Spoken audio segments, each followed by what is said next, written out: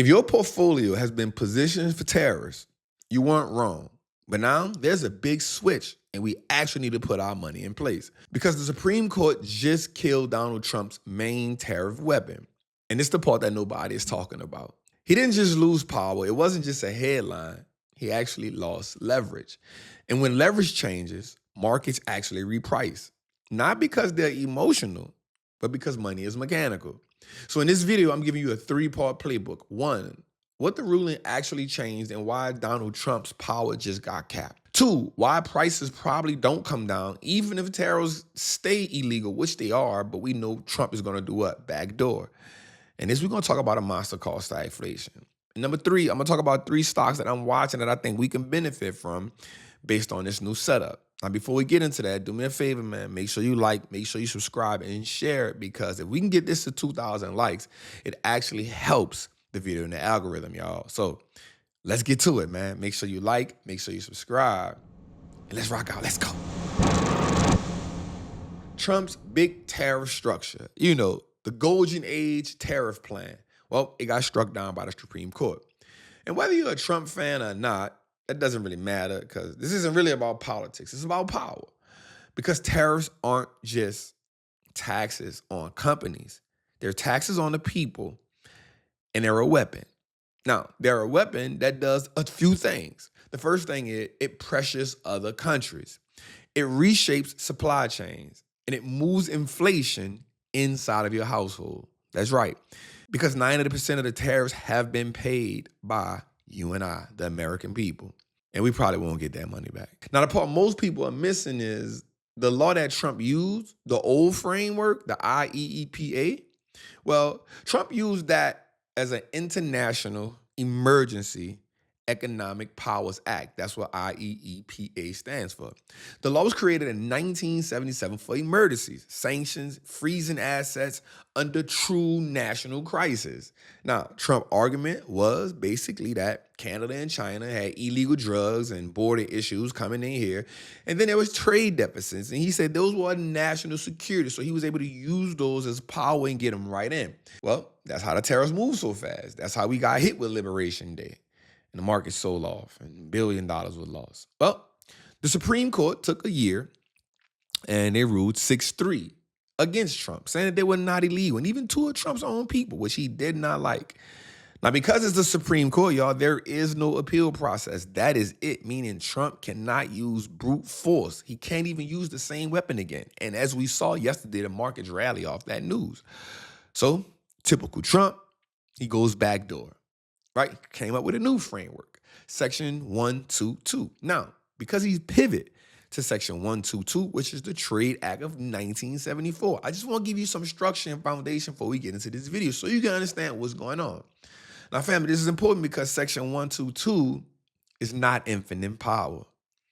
It actually has a leash, so he can only impose max 15% tariffs, which he saw he done that this morning. Immediately, he said 10% yesterday, 15% max a day. Now, it can only be for 150 days. And after that, to be extended, Congress has to come in place. When we know Trump don't like going through Congress, he like doing things himself. So we just went from emergency, unlimited leverage to temporary cap. Now, that's a sign of relief for the market in one way, but you still got a lot to uncover. If you're in the market, you understand that markets shift when things like this happen because they get a little more clarity, they get some relief. Because the market don't just price in earnings. Markets price in policy, durability.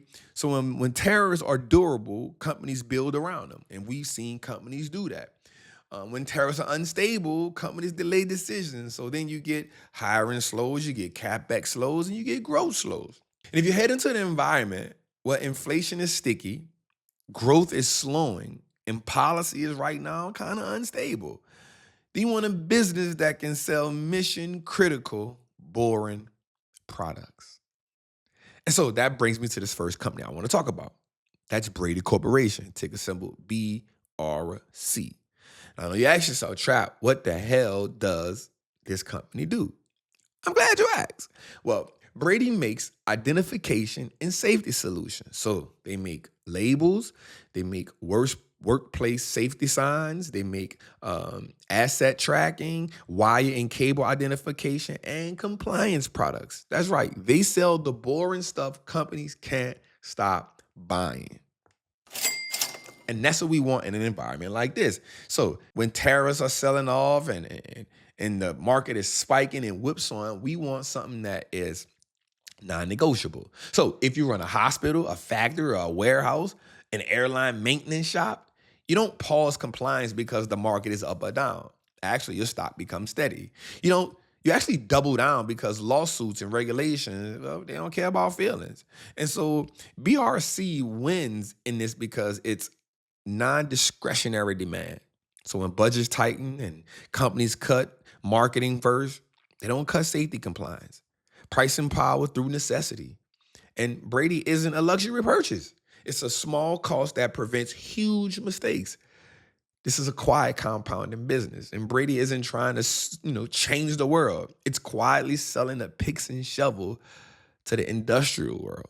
How does this tie into that ruling, Trap? Well, when tariffs start creating supply chain instability, as we can see, Trump is going to do what he can. He's going to find another back door. Companies reorganize logistics, and reorganization creates what? More labeling and tracking compliance. So when headline screams, chaos, chaos, chaos, Brady sells the infrastructure that gives them order. And this is why I like this company. And I think you should just check it out. Remember, this is not stock advice. You should just check it out. Now, here's the part that most people aren't really saying out loud. This ruling doesn't just hit tariffs. It hits Donald Trump's strongman perception in the markets. Because the markets, they care about one thing. Who can enforce your plan? And as you can see, companies are excited that this is going on. And the reason why is because you have companies like Costco and, other companies that are actually suing Donald Trump. You even have a state that's actually suing Donald Trump that's saying, hey, Trump, because that's illegal and because that's the Supreme Court and you cannot reverse that. Our people need their money. And of course, you and me, the American citizen, we don't get our money back. This is why we got to invest in the markets, because the markets don't care. The markets just rally, right? And we have to be a part of something that can do what? Beat inflation. Again, 2 of Trump's own judges went against him. And of course, he said they were a disgrace to this world. That's some harsh words. Well, he's going to keep applying pressure, but through tools that are legal. And this means more excessive actions, more temporary measure, more negotiation headlines, more market whiplash. We know this man. He does not go down without a fight. He's going to scream, he's going to kick, he's going to cry, he's going to insult. And the markets can't keep looking that off. So you're going to get a headline shock. That's coming. Sell-off. Again, 15% tariffs this morning. Monday, we may get a sell-off. Negotiation headlines, relief rallies, and then some more headlines. Now, you got to think about this. There's countries like India and China with this 15% that's going to go on top of what they have now. But remember, it's only 150 days. Now, you got to think about it from another perspective as well as, now, remember, our GDP growth slowed down to 1.4 from the 2.8. And some of these people who we were doing business with actually just sought business with other countries. Now, those people aren't always going to come back. And I'll probably say 70% of them won't come back. So that means we're probably in a worse position now than we were before, which means Trump got a lot of explaining to do. Now, this is a trader's market, but it's also an investor's opportunity market. Now, here's the hard truth. Even if tariffs get removed or reduces, we know that prices won't always drop.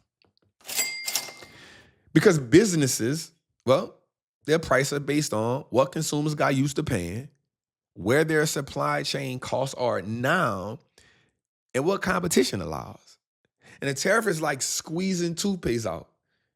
Removing the squeeze doesn't put the toothpaste back in the tube, which means you and I, who've paid these tariffs for a year, are stuck where we are, and companies will get rewarded at $175 billion. So consumer, we get no relief. But the market will still reprice because uncertainty changes margins, forecasts, and confidence. And this is why we need to be in the market. We need to be in the market because as market rallies and as market go up, That's how we get our money back. And I know it's not fair, but we don't live in a place where we get the luxury of being fair. Again, now we have receipts for the monster every investor needs to respect. Stagflation. Stagflation is when growth slows down. Remember, GDP came in at 1.4. They were expecting 2.8. But prices stay high because they're not going to go down. So you don't get the relief of a recession where inflation collapses, and you don't get the strength of a booming economy. That's why it's dangerous. So then you have a Fed that's coming in June, late May, June, that maybe give us some rate cuts. Well, think about it like this. Households feel the pressure. Companies feel the margin squeeze. Markets swing violently because the Fed is boxed in. And when the Fed is boxed in, markets get shaky. This is the environment where you don't chase hype, you buy durability. Now I'm going to lead y'all to something else, and I need you to be with me right here. This is one that's going to really make you question yourself. Maybe even question me. I like Apple right here. The reason Apple matters in this setup is not innovation, and it's not cool products. It's because it's tariff survival. Because of this, now things will kind of ease up on China a bit. And Apple is one of the biggest global supply chain stories on earth. When tariff policy is unstable, Apple benefits from three things: pricing power. Yep, they brand demands that. People don't buy Apple because it's cheap. They buy Apple because it's status and it's the ecosystem. And then between them and Samsung, I'm not going to lie, they go back and forth. But Apple just sells more. But they go back and forth between every couple of years. So this means Apple can hold the pricing power better than most tech companies. And we are going to see that. And I don't think we got to look at Apple as a tech company. Look at it as a tech consumer staple. Think of it as the technology Walmart. Supply chain is number two. Flexibility. Well, small companies get crushed by supply chain shifts. Well, Apple can just redesign the procurement. They negotiate contracts and move manufacturing. You saw when they took all those chips, all those phones, and flew them from China. And then they started doing deals in India. So Apple understands that, and it behaves like a consumer staple. This is why I'm saying, think of Apple as the tech Walmart. It's not just a tech company. It's a payment company. It's a service company. It's a consumer ecosystem company. And when people feel uncertain, they don't stop buying phones forever. They delay, and then they upgrade, and then they buy stuff from the Apple store. So when the market sells Apple off in fear, that's where disciplined money gets shaped. And I truly believe that Apple will be one of the best performing stocks toward the end of the year. This next company I'm going to talk about going to kind of tie in a little bit different. And I want you to hear me when I say this. If tariffs are capped, and the economy slows, what happens to housing? Just hear me. Just hear me. Because this one is a sleeper. Now, I'm not going to lie. I've owned this company for maybe about 5 years. But I dug it up because I want us to see something. This company is called Toll Brothers. This is where most people really will get confused. How can housing work if the economy slows down? I get it. Remember, Trump and his people bought billions of dollars in what? Mortgage-backed securities. Hear me here. Because housing is not just one market. It's multiple markets stacked in. Toll is the higher end. And higher end buyers are less sensitive to rates than the average buyer. Hear me. Just hear me. While Toll matters in this environment, it's simple. Wealth concentration. We already talked about what? We in a K-shaped economy. The top half keeps moving and the bottom half keeps struggling. So Toll sells to the half that has income mobility, right? They don't have the supply chain constraint. Supply still considers. It's them. Even in a slower environment, supply constraints don't vanish overnight. And if the Fed turns more dovish later, if growth slows enough to where inflation cools, markets start pricing in cuts. And when rates get even slightly cheaper, housing demand snaps back. So Toll Brothers is positioned. They ready for the pullback. And I like this type of company in this type of environment. So I like Apple, I like Brady, I like Toll Brothers. Now, again, I'm not telling you to go buy these companies, but I think you should research them. All of them have good balance sheets, all have them good cash flow, and all of them have demand, things that we like. But number four, they all have pricing power. Look, let's just look at it this way. The Supreme Court didn't just strike tariffs down. It changed the durability of policy.